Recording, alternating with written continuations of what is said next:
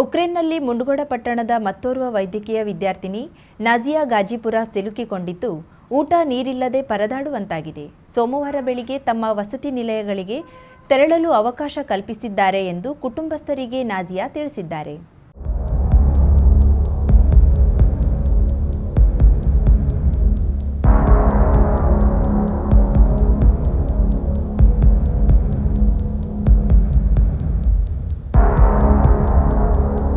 ಉಕ್ರೇನ್ನಲ್ಲಿ ಮುಂಡಗೋಡದ ಸ್ನೇಹ ಸಿಲುಕಿರುವ ಬಗ್ಗೆ ಈಗಾಗಲೇ ಮಾಹಿತಿ ತಿಳಿದು ಬಂದಿದ್ದು, ಇದೀಗ ಮತ್ತೋರ್ವ ವಿದ್ಯಾರ್ಥಿನಿ ನಾಜಿಯಾ ಗಾಜಿಪುರ ಸಹ ಅಲ್ಲಿಯೇ ಇರುವುದಾಗಿ ಗೊತ್ತಾಗಿದೆ.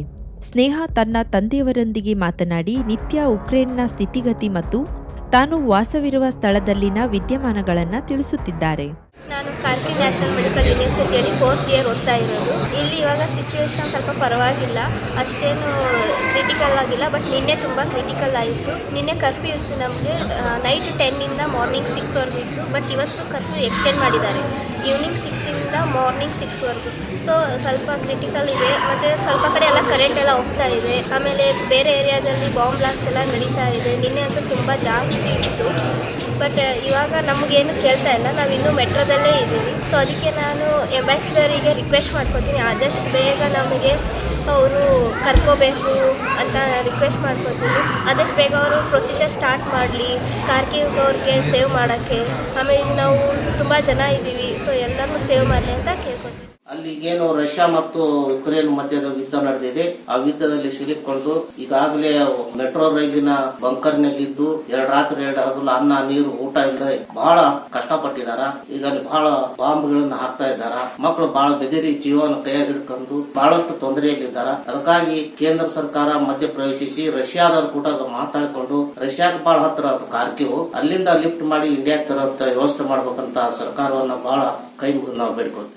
ಕಳೆದ 15 ದಿನಗಳ ಹಿಂದೆಯಷ್ಟೇ ನಾಜಿಯಾ ಪ್ರಥಮ ವರ್ಷ ಮೆಡಿಕಲ್ ಕಾಲೇಜ್ಗೆ ಪ್ರವೇಶ ಪಡೆದಿದ್ದು, ಈಗ ರಷ್ಯಾ ಹಾಗೂ ಯುಕ್ರೇನ್ ಮಧ್ಯ ಯುದ್ಧ ಆರಂಭವಾಗಿರುವುದರಿಂದ ಈ ವಿದ್ಯಾರ್ಥಿನಿ ಉಕ್ರೇನ್ದ ಕಾರ್ಕಿವ್ನಲ್ಲಿ ಸಿಲುಕಿಕೊಂಡಿರುವುದರಿಂದ ಕುಟುಂಬಸ್ಥರು ತನ್ನ ಮಗುವಿನ ಸುರಕ್ಷತೆಗಾಗಿ ಮರಳಿ ಭಾರತಕ್ಕೆ ಕರೆತರುವಂತೆ ಸರ್ಕಾರಕ್ಕೆ ಒತ್ತಾಯಿಸಿದ್ದಾರೆ. ನಾಜಿಯಾಳ ತಂದೆ ಬಾಬಾಜಾನ್ ಗಾಜಿಪುರ ಎಂಬುವವರು ಬಟ್ಟೆ ಹೊಲಿದು ಜೀವನ ನಡೆಸುತ್ತಿದ್ದು, ಈಗ ತಮ್ಮ ಮಗಳು ಉಕ್ರೇನ್ನ ಕಾರ್ಕಿವ್ನಲ್ಲಿ ಸಿಲುಕಿಕೊಂಡಿದ್ದಾಳೆ. ಅವಳನ್ನ ರಕ್ಷಣೆ ಮಾಡಿ ಭಾರತಕ್ಕೆ ಕರೆತರಬೇಕು ಎಂದು ಪರಿಪರಿಯಾಗಿ ಸರ್ಕಾರಕ್ಕೆ ಬೇಡಿಕೊಳ್ಳುತ್ತೇನೆ ಎಂದರು. ನೀರು ಬಂದ್ ಮಾಡುವ ಚಾನ್ಸ್ ಇತ್ತು, ಸ್ಟಾಕ್ ಮಾಡ್ಕೊಂಡ್ರೆ ಸ್ಟಾಕ್ ಮಾಡಕ್ಕೆ ಏನಿಲ್ಲ ಅವ್ರ ಹತ್ರ. ನಾಜಿಯಾ ತನ್ನ ತಂದೆಯೊಂದಿಗೆ ವಾಟ್ಸಪ್ ವಿಡಿಯೋ ಮೂಲಕ ಮಾತನಾಡುತ್ತಾ, ಕಳೆದ 2 ದಿನಗಳಿಂದ ನೀರು ಇಲ್ಲದೆ ತೀವ್ರ ತೊಂದರೆ ಅನುಭವಿಸುತ್ತಿದ್ದೇನೆ. ಸೋಮವಾರ ಬೆಳಿಗ್ಗೆ ತಮ್ಮ ವಸತಿ ನಿಲಯಕ್ಕೆ ತೆರಳಿ ಉಪಹಾರ ಮಾಡಿಕೊಳ್ಳಿ ಎಂದು ತಿಳಿಸಿದ್ದು, ಅದರಂತೆ ವಸತಿ ನಿಲಯಕ್ಕೆ ಬಂದಿದ್ದೇನೆ. ಇಲ್ಲಿ ಬಾಂಬ್ಗಳ ಸದ್ದು ಜೋರಾಗಿ ಕೇಳಿಬರುತ್ತಿದೆ. ಮನೆಯಿಂದ ಹೊರಬರಲು ಆಗ್ತಿಲ್ಲ. ಮೆಟ್ರೋ ಬಂಕರ್ನಲ್ಲಿಯೇ ಕಾಲ ಕಳೆಯುತ್ತಿದ್ದೇವೆ ಎಂದು ಯುವತಿ ತನ್ನ ತಂದೆಗೆ ತಿಳಿಸಿದ್ದಾಳೆ. ಸೌಂಡ್ಸ್ ಎಲ್ಲ ಬರ್ತಾ ಇದೆ. ಆಮೇಲೆ ಈಗ ಜಸ್ಟ್ ನಂಗೆ ಮೇಲ್ ಬಿಟ್ಟಾರೆ, ಫ್ರೆಶ್ ಎಲ್ಲ ಆಗ್ ಬರ್ರಿ ಬೇಗ ಅಂತ. ಲೈಟ್ಸ್ ಎಲ್ಲ ಬಂದ್ ಮಾಡ್ತಾರೆ, ಹೊರಗ್ ಲೈಟ್ ಏನು ಹೋಗ್ಬಾರ್ದು, ಫೋನ್ ಎಲ್ಲ ಆಫ್ ಮಾಡ್ತಾರೆ. ಎಂಬಸಿ ಅವ್ರು ಬೇರೆ ಬೇರೆ ಫಾರ್ಮ್ಸ್ ಬಿಡ್ತಾ ಇದಾರೆ, ಫಿಲ್ ಮಾಡ್ರಿ ಬರೀ ಫಾರ್ಮ್ಸ್ ಬಿಡ್ತಾ ಇದಾರೆ. ಇಲ್ಲಿ ಇನ್ನೂ ಮಟ್ಟ ಇಲ್ಲ ಆದ್ರೆ ರೀಚ್ ಆಗಿಲ್ಲ. ವೆಸ್ಟ್ ಸೈಡ್ ಬಂದಿದ್ದಾರೆ, ನಾವಿರೋದು ಈಸ್ಟ್. ವೆಸ್ಟ್ ಸೈಡ್ ಎಲ್ಲ ಸೇಫ್ ಇದೆ, ಎಲ್ಲ ಎಕ್ಸ್ಪ್ಲೋಷನ್ಸ್ ಎಲ್ಲ ಆಗ್ತಾ ಇರೋದು. ಈಸ್ಟ್ ಕಡೆ ಇನ್ನೂ ಯಾರು ಬಂದಿಲ್ಲ. ಸೊ ಗೊತ್ತಿಲ್ಲ ಯಾವಾಗ ಬರ್ತಾರೆ. ನಮ್ಗೆ ಅದೇನು ಅಪ್ಡೇಟ್ ಕೊಡ್ತಾ ಇಲ್ಲ. ನಾವೆಲ್ಲ ಕೇಳೋದು ನ್ಯೂಸ್ ಸೋಷಿಯಲ್ ಮೀಡಿಯಾದಿಂದಾನೆ. ಇಲ್ಲಿಂದ ಬಸ್ಸಸ್ ಎಲ್ಲ ಅರೇಂಜ್ ಮಾಡ್ತೇವಿ, ಈಸ್ಟ್ ಇಂದ ವೆಸ್ಟ್ ತಕ್ಕ ಬರಕ್ ಬಸ್ಸಸ್ ಎಲ್ಲ ಅರೇಂಜ್ ಮಾಡ್ತೇವೆ ಅಂತ ಹೇಳಿದ್ದಾರೆ. ಅದ್ ಯಾವಾಗ ಬರ್ತೈತಿ ಗೊತ್ತಿಲ್ಲ. ಪರಿಸ್ಥಿತಿ ಬಾಳ ಚಲೋ ಇಲ್ಲ, ಹಂಗ ಸರ್ವೈವ್ ಮಾಡತೇವಿ. ಚಲೋ ಇಲ್ಲ, ಊಟ ಎಲ್ಲ ಕೊಡ್ತಾ ಇದ್ದಾರೆ. ಇಷ್ಟ ಮಕ್ಕಳು ಇದಾರೆ, ಅವ್ರಿಗೆಲ್ಲರಿಗೂ ಊಟ ಕೊಡ್ಬೇಕು. ಸೊ ಸರಿ ಆಗತ್ತಿಲ್ಲ. ಆಮೇಲೆ ಇರಾಕೆಲ್ಲ ಎಲ್ಲರೂ ಒಂದೇ ಕಡೆ ಇದೀವಿ, ಕುಂದ್ರಾಕೆಲ್ಲ ಆಗಲ್ಲ, ಮಲ್ಕೊಡಕ್ ಆಗಲ್ಲ. ಚಲೋ ಇಲ್ಲ ಪರಿಸ್ಥಿತಿ. ಮುಂಡಗೋಡ ತಾಲೂಕಿನ ಇಬ್ಬರು ವಿದ್ಯಾರ್ಥಿನಿಯರಾದ ಸ್ನೇಹ ಮತ್ತು ನಾಜಿಯಾ ಯುಕ್ರೇನ್ನ ವೈದ್ಯಕೀಯ ಕಾಲೇಜಿನಲ್ಲಿ ಓದುತ್ತಿದ್ದು, ರಷ್ಯಾ ಹಾಗೂ ಯುಕ್ರೇನ್ ನಡುವೆ ಯುದ್ಧ ನಡೆಯುತ್ತಿರುವುದರಿಂದ ಈರ್ವರು ಅಲ್ಲಿ ಸಿಲುಕಿಕೊಂಡಿದ್ದಾರೆ. ಕೇಂದ್ರ ಹಾಗೂ ರಾಜ್ಯ ಸರ್ಕಾರ ಮಧ್ಯಪ್ರವೇಶಿಸಿ ಮುಂಡಗೋಡದ ಇಬ್ಬರು ವಿದ್ಯಾರ್ಥಿಗಳನ್ನ ಭಾರತಕ್ಕೆ ಕೂಡಲೇ ಕರೆತರುವಂತೆ ಪಟ್ಟಣ ಪಂಚಾಯತ್ ಸದಸ್ಯ ಎಂಕೆ ರಜಾ ಆಗ್ರಹಿಸಿದ್ದಾರೆ. ನಮ್ಮ ಉತ್ತರ ಕನ್ನಡದ 3 ಜನ ಮಕ್ಕಳು ಯುಕ್ರೇನ್ ಮತ್ತು ರಷ್ಯಾ ಯುದ್ಧದಲ್ಲಿ ಸಿಕ್ಕೊಂಬಿದ್ದಾರೆ. ಇಲ್ಲಿ ಮುನಗೋಡದವರು ಅದರೊಳಗೆ 2 ಜನ ಸಿಕ್ಕೊಂಬಿದ್ದಾರೆ.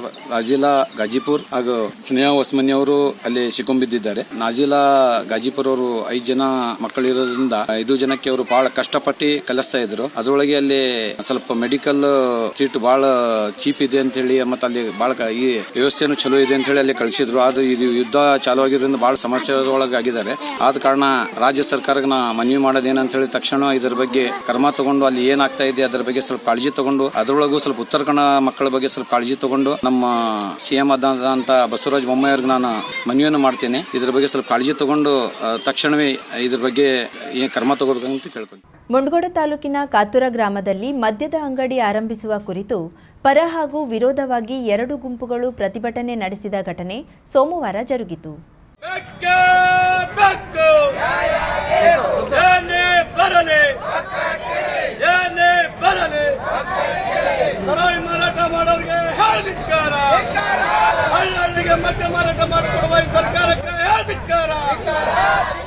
ಮುಂಡಗೋಡದ ಕಾತುರ ಗ್ರಾಮದಲ್ಲಿ ನೂತನವಾಗಿ ಮದ್ಯದಂಗಡಿ ಆರಂಭಿಸಲು ಸರ್ಕಾರ ಅನುಮತಿ ನೀಡಿದೆ. ಗ್ರಾಮದ ಹೊರವಲಯದಲ್ಲಿ ಕಟ್ಟಡವನ್ನ ಸಹ ನಿರ್ಮಿಸಿ ಸೋಮವಾರ ಮದ್ಯದಂಗಡಿಯನ್ನ ಆರಂಭಿಸಲಾಯಿತು. ಇದಾದ ನಂತರ ಕೆಲ ಸಂಘಟನೆಯವರು ಹಾಗೂ ಸ್ಥಳೀಯ ಕೆಲವರು ಮದ್ಯದಂಗಡಿ ಆರಂಭಿಸಿರುವುದನ್ನು ವಿರೋಧಿಸಿ ಅಂಗಡಿ ಅನುಮತಿಯನ್ನ ರದ್ದುಪಡಿಸುವಂತೆ ಒತ್ತಾಯಿಸಿ ಕಾತುರ ಬಸ್ ನಿಲ್ದಾಣದ ಎದುರು ಪ್ರತಿಭಟನೆಯನ್ನ ನಡೆಸಿದ್ರು. ಈ ವೇಳೆ ಕಾತುರ ಭಾಗದ ಕೆಲವು ಗ್ರಾಮಗಳ ಜನರು ಹಾಗೂ ಕೆಲ ಸಂಘಟನೆಯ ಮುಖಂಡರು ಕಾತುರ ಗ್ರಾಮದಲ್ಲಿ ಮದ್ಯದಂಗಡಿ ಬೇಕು, ಮದ್ಯವ್ಯಸನಿಗಳು ಹೆಚ್ಚಿನ ಹಣ ಕೊಟ್ಟು ಕುಡಿಯುತ್ತಿದ್ದಾರೆ, ಮದ್ಯದಂಗಡಿ ಇದ್ದರೆ ಕಡಿಮೆ ಹಣದಲ್ಲಿ ಮದ್ಯ ಸಿಗುತ್ತವೆ ಎಂದು ಮದ್ಯದಂಗಡಿಯ ಎದುರು ಪ್ರತಿಭಟಿಸಿದರು. ಈ ವೇಳೆ ತಹಶೀಲ್ದಾರ್ ಶ್ರೀಧರ್ ಮುಂದಲಮನಿ ಸ್ಥಳಕ್ಕೆ ಭೇಟಿ ನೀಡಿ ಪರ ಹಾಗೂ ವಿರೋಧವಾಗಿ ಪ್ರತಿಭಟಿಸುತ್ತಿದ್ದ ಪ್ರತಿಭಟನಾಕಾರರಿಂದ ಮನವಿಯನ್ನ ಸ್ವೀಕರಿಸಿ ಮಾತನಾಡಿ, ಮಾರ್ಚ್ 4ರಂದು ಕಂದಾಯ, ಪೊಲೀಸ್, ಗ್ರಾಮ ಪಂಚಾಯತ್ ಪ್ರತಿಭಟನೆ ನಡೆಸುವವರ ಜಂಟಿ ಸಭೆ ನಡೆಸಿ ಮುಂದಿನ ಕ್ರಮ ಕೈಗೊಳ್ಳಲಾಗುವುದು. ಅಲ್ಲಿಯವರೆಗೆ ಯಾರೂ ಪ್ರತಿಭಟನೆ ನಡೆಸಬಾರದೆಂದು ಸೂಚಿಸಿದ ನಂತರ 2 ಪ್ರತಿಭಟನೆಗಳನ್ನ ಕೈಬಿಟ್ಟರು. ಮದ್ಯದಂಗಡಿ ವಿರೋಧಿಸಿ ದಲಿತ ರಕ್ಷಣಾ ವೇದಿಕೆ ರಾಜ್ಯ ಸಂಚಾಲಕ ಚಿದಾನಂದ ಹರಿಜನ, ಕೂಲಿ ಕಾರ್ಮಿಕರ ಸಂಘದ ಅಧ್ಯಕ್ಷ ಭೀಮಣ್ಣ ಬೋವಿ, ಪೀರಣ್ಣ ಲಕ್ಮಾಪುರ, ಅಶ್ವತ್ಥಾಮ ಮಲವಳ್ಳಿ, ನಿಂಬೋಜಿ ಪಾಟೀಲ್ ಸೇರಿದಂತೆ ಇತರರಿದ್ದರು. ಮದ್ಯದಂಗಡಿ ಪರವಾಗಿ ದಲಿತ ಸಂಘರ್ಷ ಸಮಿತಿಯ ಬಸವರಾಜ್ ಸಂಗಮೇಶ್ವರ, ಬಸವರಾಜ್ ಹಳ್ಳಮ್ಮನವರ್, ರಾಮಕೃಷ್ಣ ಮೂಲಿಮನಿ, ಅಜ್ಜಪ್ಪ ಕಡಬಗೇರಿ, ಶಿವಾಜಿ ಶಿಂದೆ, ಮೋಹನ್ ಕೇದಾರ ಸೇರಿದಂತೆ ಇತರರಿದ್ದರು. ಕರ್ವರ ತಾಲೂಕಿನ ಅಮದಳ್ಳಿಯಲ್ಲಿ ಮಹಾದೇವ ಭಜನಾ ಮಂಡಳಿಯಿಂದ ಆಯೋಜಿಸಲಾಗಿದ್ದ 7 ದಿನದ ಭಜನಾ ಸಪ್ತಾಹ ವಿಜೃಂಭಣೆಯಿಂದ ಸಂಪನ್ನಗೊಂಡಿದ್ದು, ಮುಗಿಲೆತ್ತರಕ್ಕೆ ಕಟ್ಟಿದ ಫಲಾವಳಿಗಳನ್ನು ತೆಗೆಯಲು ಯುವಕರು ಪಟ್ಟ ಸಾಹಸ ನೋಡುಗರ ಮನಸೆಳೆಯಿತು.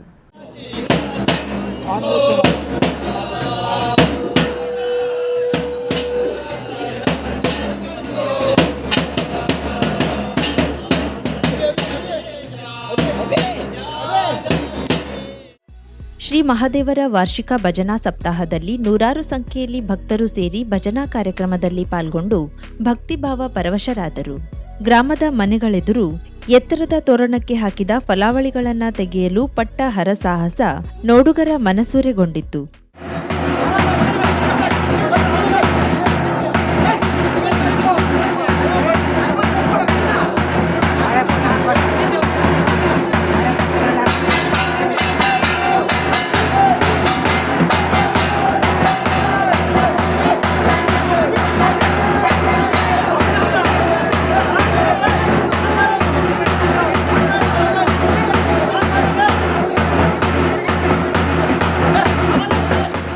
ಕಳೆದ 7 ದಿನಗಳಿಂದ ನಡೆಯುತ್ತಿದ್ದ ಭಜನಾ ಕಾರ್ಯಕ್ರಮ ಕೊನೆಯ ದಿನವಾದ ಶನಿವಾರ ಮುಂಜಾನೆ 9 ಗಂಟೆಗೆ ಪಂಚಮಾರ್ಥ ಅಭಿಷೇಕದ ಬಳಿಕ ಮಧ್ಯಾಹ್ನ 3:30ರಿಂದ ಆರಂಭಗೊಂಡ ಭಜನೆ ಕೃಷ್ಣ ರುಕ್ಮಿಣಿ ದೇವರ ಪ್ರತಿಕೃತಿಯೊಂದಿಗೆ ಗ್ರಾಮದ ಎಲ್ಲಾ ಭಾಗಗಳಿಗೂ ತೆರಳಿ ಭಕ್ತರು ನೀಡುವ ಪೂಜೆ ಹಾಗೂ ತೋರಣಕ್ಕೆ ಕಟ್ಟಿದ ಫಲಾವಳಿಗಳನ್ನು ಸ್ವೀಕರಿಸಿದರು. ಈ ವೇಳೆ ಭಕ್ತರ ಜೈ ಜೈ ವಿಠಲ, ಜೈ ಹರಿ ವಿಠಲ, ಓಂ ನಮಃ ಶಿವಾಯ, ಶಿವಸ್ತುತಿ ಉದ್ಗಾರದ ಘೋಷ, ಭಜನೆಗಳೊಂದಿಗೆ ರಾತ್ರಿ 9:30ಕ್ಕೆ ವಾಪಸ್ ಮಹಾದೇವ ದೇವಸ್ಥಾನಕ್ಕೆ ಮರಳಿ ಮಹಾಪೂಜೆ, ಪ್ರಸಾದ ವಿತರಣೆ ನಂತರ ಫಲಾವಳಿಗಳ ಲೀಲಾವು ನಡೆದವು.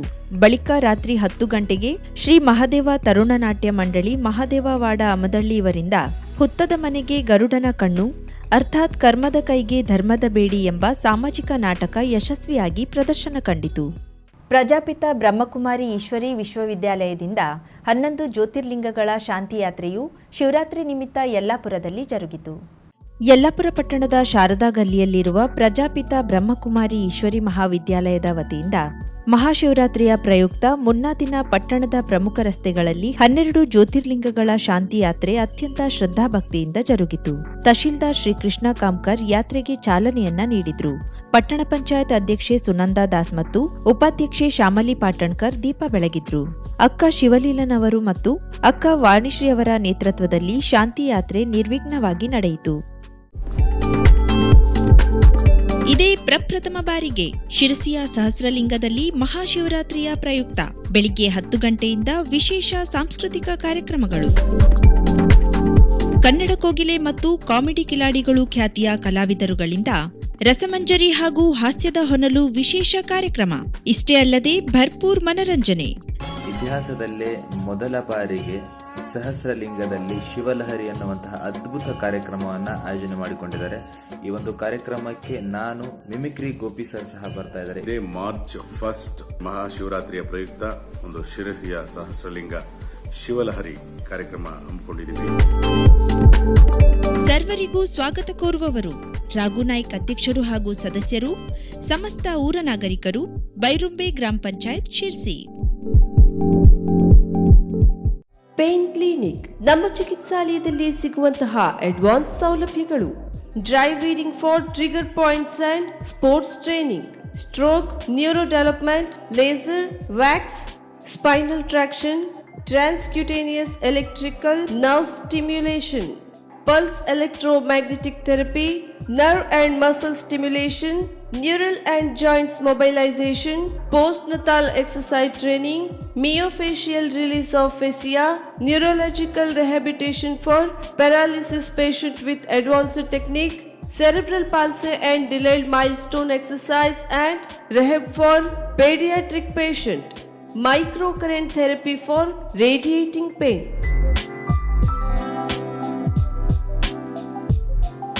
Home physiotherapy.